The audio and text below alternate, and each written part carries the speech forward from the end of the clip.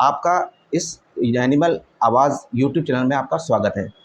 तो मैं आज आपको एक डिजीज़ है जिसे बोलते हैं हम बेसिकली काऊ के केस में ये थैलेरोसिस बोलते हैं उसको। उस थैलेरोसिस के बारे में कुछ बातें बताना चाहूँगा। थैलेरोसिस एक ऐसी बीमारी है जब आप उसे जो बेसिकली प्रोटोजोल होती है और वो आरबीसीज़ की जो सेल्स हैं या जो लिम्फोसाइट्स होती हैं हमारी उनके अंदर वो मिलता है। लेकिन मैं आपको एक मैक्रो लेवल बता देता हूँ जिससे कि किसान भाइयों को समझने में इसमें आसानी रहे कि इस बीमारी में जो ज़्यादातर जो हमारी एचएफ क्रॉस की गाय हैं, जो विदेशी नस्ल की जो गाय हैं, उनके अंदर ये ज़्यादातर ये बीमारी मिलती है। और इसको पहचानने का तरीका यही है, जब ये बीमारी होती है तो जो उसका टेम्परेचर है बॉडी का वो करीब करीब 105 से 6 टेम्परेचर उसका डिग्री फ़ारेनहाइट तक टेम्परेचर पहुँच जाता है। दूसरा ऑफ फीड हो जाती है, यानी खाना खाना बिल्कुल बंद कर देगी। जो उसकी र्यूमन की जो मोटिलिटी है, यानी कि जो पेट में आप देखेंगे लेफ्ट साइड से जब हम पेट्स को दबा के प्रेस करते हैं तो 3 बार मोटिलिटी आती है 2 मिनट के अंदर। आप उसको देखेंगे तो वो बिल्कुल बंद हो चुकी होगी। तीसरा इसमें आएगा कि उसकी जो आँखों पलकों के नीचे देखेंगे तो बिल्कुल पिंकिश जो होनी चाहिए, जो ब्रिक रेड होनी चाहिए थी, वो क्या है कि एकदम पेल हो जाएगी, यानी कि खून की पूरी कमी हो जाएगी। यानी कि हीमोग्लोबिन का जो स्तर है नॉर्मली पशु के अंदर 9 से 14 होता है।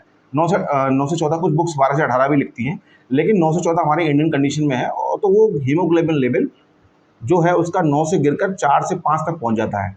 साथ ही साथ पानी की मात्रा खून के अंदर कम हो जाती है, जिसे हम कहते हैं खून का पतला होना। हीमोग्लोबिन लगातार कम हो जाए तो पतला होना आप उसे पहचान सकते हैं।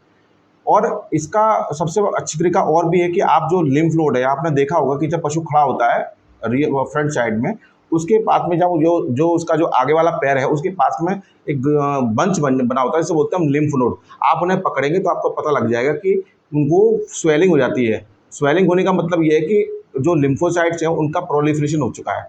तो वो जब प्रोलिफरेट होंगे वो स्वेल कर जाते हैं, फूल जाते हैं। तो उनसे हम एक आइडिया लगा सकते हैं कि हमारी ये बीमारी जो है वो थैलेरिया है। अब आते हैं इसके लाइन ऑफ ट्रीटमेंट में। आप 2 तरीके हैं लाइन ऑफ ट्रीटमेंट के कि आप पहले पशु को उसकी जो ये देख लीजिए कि उसमें पानी अच्छी मात्रा में अगर वो मतलब उसका हीमोग्लोबिन कम हो गया है तो आप पानी ना चढ़ाएं। यानी कि पानी का मतलब मेरा है कि जब लोग आते हैं इलाज करने के लिए लगातार पानी चढ़ा देते हैं। पानी चढ़ाने से क्या होता है, खून और डाइल्यूट हो जाता है और पशु की मृत्यु हो जाती है। तो उस केस में आप ऐसा ना करें। सबसे पहले क्या करें, जो ड्रग ऑफ चॉइस है उसकी एक इंजेक्शन आता है, इसे बोलते हैं बीटालैक्स बोलते हैं। वो बेसिकली ड्रग है उसका बीपारोक्विनोन। और उस ड्रग को आप वो 30 ml की डोज में भी आता है, 20 ml की डोज में भी आता है, और डोज रेट इसकी अलग अलग होती है। तो आप क्या कर सकते हो, उस ड्रग को लगा दीजिए उसमें।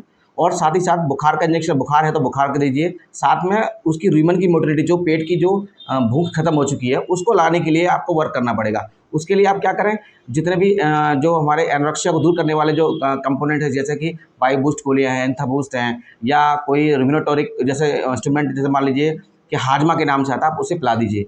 धीमे धीमे देखेंगे 3 से 4 दिन में। साथ ही साथ एक चीज़ का और ध्यान रखना पड़ेगा, जो हीमोग्लोबिन कम हो रहा है उसके लिए आप एक इंजेक्शन आता है जो हीमोग्लोबिन के लेवल को बढ़ाता है, आप उसको भी यूज़ कर सकते हैं। या सार्कोफ्लोल चटनी आती है, आपने सब लोग जब किसान भाई जानते हैं कि सार्कोफ्लोल चटनी आती है, उसे दें, उसमें आयरन की मात्रा भी होती है, विटामिन भी होती है।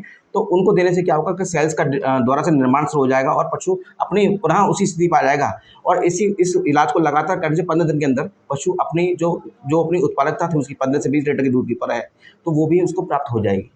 किसान भाइयों और बहनों, पशुपालन क्षेत्र में अपनी उन्नति को मजबूत बनाएं। एनिमल आवाज के साथ जुड़ जाएं। हमारे चैनल को सब्सक्राइब करें और बेल आइकन को दबाना ना भूलें।